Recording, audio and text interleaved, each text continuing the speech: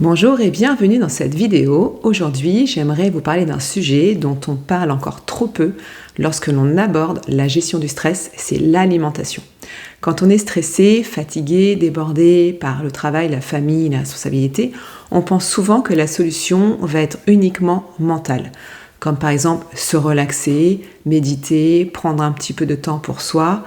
Donc bien sûr, tout cela est vraiment important, c'est même essentiel, mais ce que beaucoup de personnes ignorent, c'est que le stress est aussi profondément physiologique et que ce que vous mettez dans votre assiette peut simplement soit aggraver votre stress ou soit également soutenir votre système nerveux et votre énergie. Donc dans cette vidéo, je vais vous expliquer les 3 habitudes alimentaires très fréquentes qui entretiennent le stress et surtout comment améliorer progressivement son alimentation pour soutenir sa santé sur du long terme. La première habitude, c'est le sucre, le piège classique quand on est stressé. La première chose que j'observe très souvent chez les personnes actives fatiguées que j'accompagne, ce sont les envies de sucre liées au stress.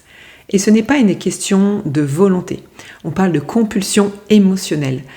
Et quand vous êtes stressé, votre corps va sécréter une hormone, le cortisol, et cette hormone, elle va préparer l'organisme à réagir rapidement parce qu'il a besoin de sucre.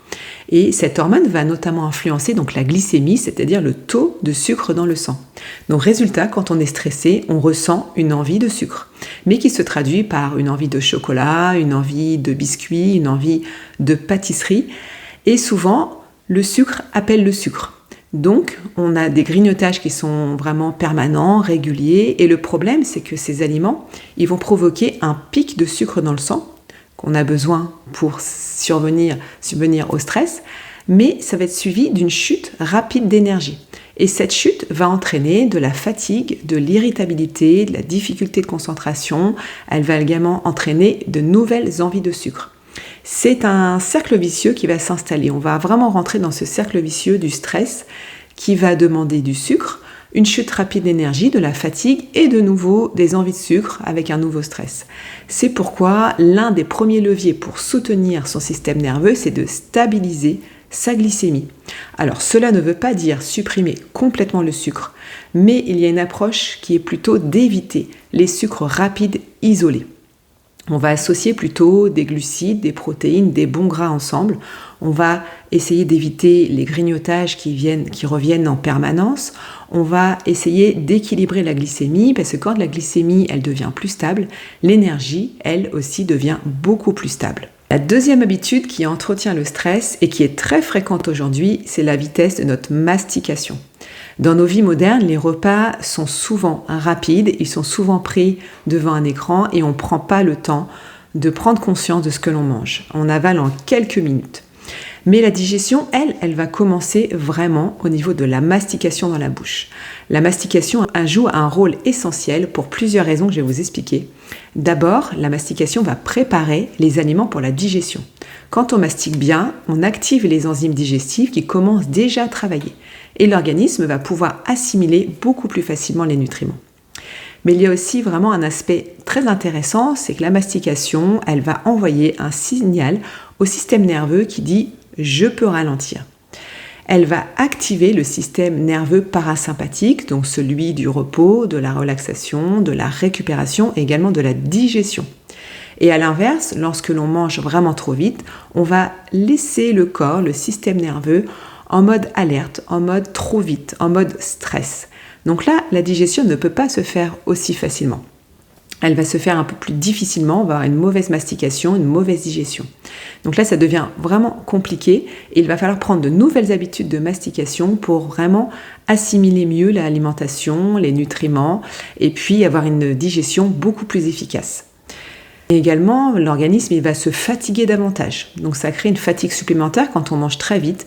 On sent des fois une fatigue l'après-midi. Donc prendre simplement quelques minutes pour ralentir, bien mastiquer, peut déjà avoir un impact important sur la digestion, sur l'énergie, sur le stress en général. Le troisième facteur, la troisième habitude qui peut aggraver le stress, c'est la place importante des aliments transformés dans notre alimentation moderne. Les aliments ultra transformés sont souvent pauvres en nutriments essentiels.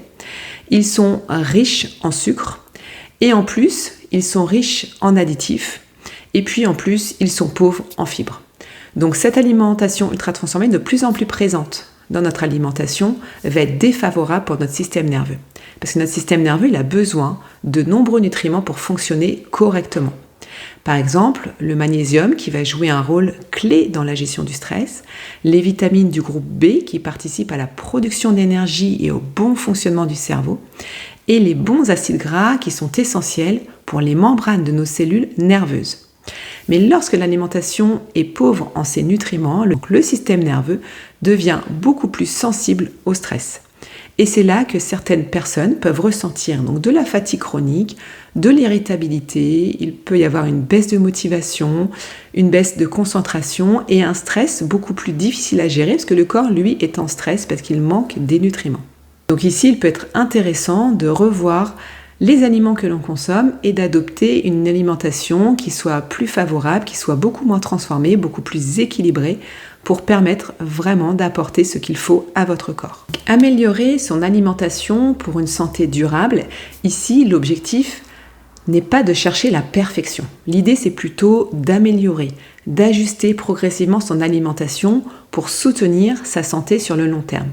Quelques bases simples peuvent déjà faire une grande différence, c'est de privilégier des aliments bruts, des aliments peu transformés. Essayez d'intégrer des protéines de qualité dans les repas. Essayez de consommer de bons acides gras, de manger suffisamment de légumes, de fruits et stabiliser les repas dans la journée. Prendre le temps de mastiquer, prendre le temps de manger en pleine conscience. Et ces habitudes simples permettent de stabiliser l'énergie, permettent de soutenir le système nerveux, permettent également de réduire la fatigue liée au stress. Et puis ces habitudes permettent également de faire comprendre au corps que quand il est soutenu, il va devenir naturellement plus résistant au stress dans le quotidien. Donc vous avez compris à travers cette vidéo que gérer son stress ne passe pas uniquement par le mental. C'est une approche globale qui inclut la respiration, la relaxation, le sommeil et qui va inclure également l'hygiène de vie et donc l'alimentation. L'alimentation a une place vraiment primordiale dans la gestion du stress et votre assiette peut être soit un signe de fatigue, soit un véritable soutien pour votre énergie et votre équilibre nerveux. Et souvent, ce sont les petits changements réguliers qui vont faire vraiment la grande différence sur le long terme. Et si aujourd'hui vous sentez que votre corps vous envoie des signaux de fatigue, de stress, de surcharge, c'est peut-être le moment de prendre soin de votre énergie autrement, peut-être de regarder comment vous mangez et puis de prendre le temps d'adopter de nouvelles habitudes. Aujourd'hui, j'accompagne justement les femmes actives à sortir de l'épuisement et à retrouver une énergie durable grâce à une approche globale.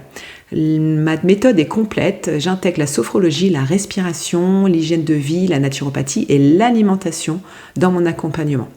Et si vous souhaitez vraiment que je vous accompagne sur ce chemin, le lien est juste en dessous de la vidéo pour avoir des détails. Et si cette vidéo vous a inspiré, n'hésitez pas à la liker, à mettre un pouce et puis la partager autour de vous à toutes les personnes qui en auraient besoin. Je vous dis à très bientôt pour un prochain contenu.